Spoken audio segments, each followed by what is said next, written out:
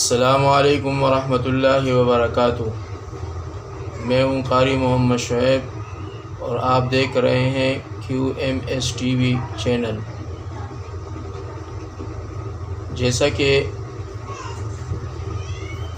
پہلے دو حصوں کے اندر قربانی کی فضائل بیان ہوئی ہے، اب انشاءاللہ قسطوار قربانی کے احکام اور مسائل بیان ہوں گے۔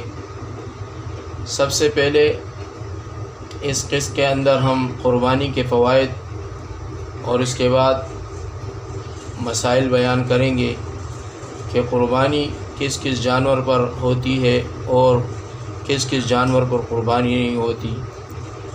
تو فوائد قربانی یہ ہے کہ اس سے ملکوتی صفات پیدا ہوتے ہیں، حیوانیت ختم ہو جاتی ہے، غمخواری اور نیاز مندی کا جذبہ پیدا ہوتا ہے، اور یہ سنت ابراہیمی کی یاد تازہ ہوتی ہے، اور اسلامی سال محرم کی ابتدا بھی قربانی حسینی سی ہے، اور اختتام یعنی ذی الحجہ بھی قربانی پر ہوتا ہے۔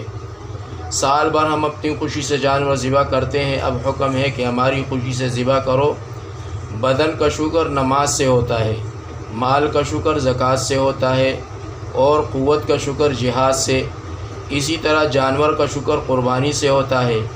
کفار کی قربانی بتوں کے لیے ہوتی تھی، اور اس کے مقابل ہماری قربانی اللہ کے لیے ہوتی ہے۔ قربانی تکبیرات تشریع سے غیر حجاج کو بھی حجاج سے مناسبت ہو جاتی ہے۔ قربانی سے وحدت کا مظاہرہ بھی ہوتا ہے، کیونکہ سبھی مسلمان یہی عمل قربانی ادا کرتے ہیں۔ قربانی کا گوشت ہدیہ دینے سے ایک دوسرے میں محبت بڑھتی ہے، اور صدقہ دینے سے غرباء کی معاونت اور مدد ہوتی ہے۔ قربانی سے کفر کے عقیدے کی تردید ہوتی ہے، نفس کی بھی مخالفت، نفس سے ذبح کر ڈالو، یعنی اس سے بھی مخالفت ہے کہ جس طرح آپ نے قربانی کے جانور کو ذبح کیا اللہ کے حکم پر، تو اپنے نفس کو بھی ذبح کر ڈالو، یعنی اپنے خواہشات کو بھی ذبح کر ڈالو اللہ کے احکامات کے اندر۔ گویا حیوان باطن نفس کو بھی قربان کر دو۔ اگر قربانی واجب نہ ہو تب بھی اتنے بے حساب ثواب کی لالچ سے قربانی کر دینا چاہیے، اور اگر اللہ تعالی نے مالدار بنایا ہے تو مناسب ہے کہ جہاں اپنی طرف سے قربانی کرو، جو رشتہ دار مر گئے جیسے ماں باپ وغیرہ، ان کی طرف سے بھی قربانی کر دے کہ ان کی روح کو اتنا بڑا ثواب پہنچ جائے۔ حضور نبی کریم صلی اللہ علیہ وسلم کی طرف سے بھی قربانی کرے، آپ کی بیویوں کی طرف سے بھی، اپنے پیر و مرشد کی طرف سے بھی کرے، نہیں تو کم از کم اتنا ضرور کرے کہ اپنی طرف سے قربانی کرے۔ اور اسی طرح مسئلہ ہے کہ جس پر صدقہ فطر واجب ہے، اس پر بقرہ عید کے دنوں میں قربانی کرنا بھی واجب ہے، اور اگر اتنا مال نہ ہو جس کے ہونے سے صدقہ فطر واجب ہوتا ہے تو اس پر قربانی واجب نہیں، لیکن پھر بھی اگر کر دے تو بہت ثواب ہے۔ یعنی جس پر قربانی واجب ہے اگر وہ نہ کرے تو اس کے لیے وعید ہے، لیکن جس پر قربانی واجب نہیں اور صاحب نصاب بھی نہیں، اور اگر وہ قربانی کرے تو بہت سارا ثواب اس کے نامہ اعمال میں لکھ دیا جاتا ہے۔ اسی طرح دوسرے مسئلے کے بارے میں علماء فرماتے ہیں کہ بقرہ عید کے 10ویں تاریخ سے لے کر 12ویں تاریخ کی شام تک قربانی کرنے کا وقت ہے، چاہے جس دن قربانی کرے، لیکن قربانی کا سب سے بہتر دن بقرہ عید کا دن ہے، پھر 11ویں تاریخ، پھر 12ویں تاریخ۔ اسی طرح دوسرے مسئلے کے بارے میں فرماتے ہیں کہ 10ویں تاریخ سے 12ویں تاریخ تک جب جی چاہے قربانی کرے، چاہے دن میں چاہے رات میں، لیکن رات کو ذبح کرنا درست نہیں، شاید کوئی رگ نہ کٹے اور قربانی درست نہ ہو۔ اسی طرح علماء فرماتے ہیں کہ چاہے آپ دن میں قربانی کرو ان 3 دنوں کے اندر، چاہے رات میں کرو، لیکن رات میں اگر آپ کو رات میں قربانی کرنی ہے اور انتظامات آپ کے پاس ہیں لائٹ وغیرہ کے، روشنی کے، اور آپ اس کو صحیح طریقے سے قربان کر سکتے ہیں، ذبح کر سکتے ہیں تو پھر جائز ہے، لیکن اگر انتظامات نہیں ہے روشنی کے، لائٹ کے، تو دن میں یہ قربانی کرنا آپ کے لیے بہترین ذریعہ ہے ثواب کمانے کا۔ اسی طرح جب آپ قربانی کرتے ہو تو قربانی کرتے وقت زبان سے نیت پڑھنا اور دعا پڑھنا کوئی ضروری نہیں۔ اگر دل میں خیال کر لیا کہ میں قربانی کرتا ہوں اور زبان سے کچھ نہیں پڑھا، فقط بسم اللہ اللہ اکبر کہہ کر ذبح کر دیا، چوری چرا دی، تو بھی قربانی درست ہو گئی۔ لیکن اگر دعا یاد ہو تو پڑھ لینا بہتر ہے۔ اگر آپ کو دعا یاد ہے قربانی کی تو آپ وہ دعا پڑھ لیں، اگر آپ کو یاد نہیں ہے تو آپ صرف بسم اللہ اللہ اکبر پڑھ کر اپنے جانور کے گلے پر چھری چرائے۔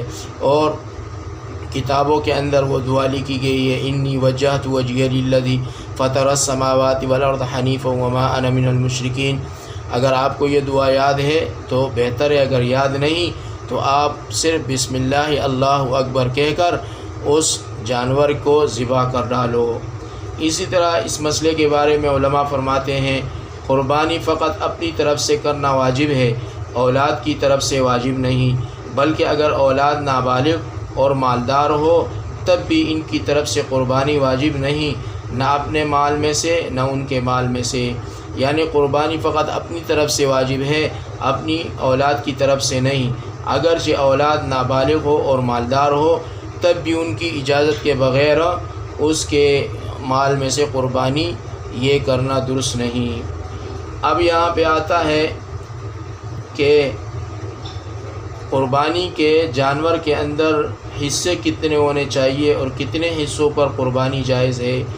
اس طرح مسئلے کے اندر فرمایا گائے، بھینس، اونٹ میں اگر 7 آدمی شریک ہو کر قربانی کرے تو بھی درست ہے، لیکن شرط یہ ہے کہ کسی کا حصہ 7ویں حصے سے کم نہ ہو اور سب کی نیت قربانی کرنے کی یا عقیقے کی ہو، صرف گوشت کھانے کی نہ ہو۔ اگر کسی کا حصہ 7ویں حصے سے کم ہوگا تو کسی کی قربانی درست نہیں ہوگی۔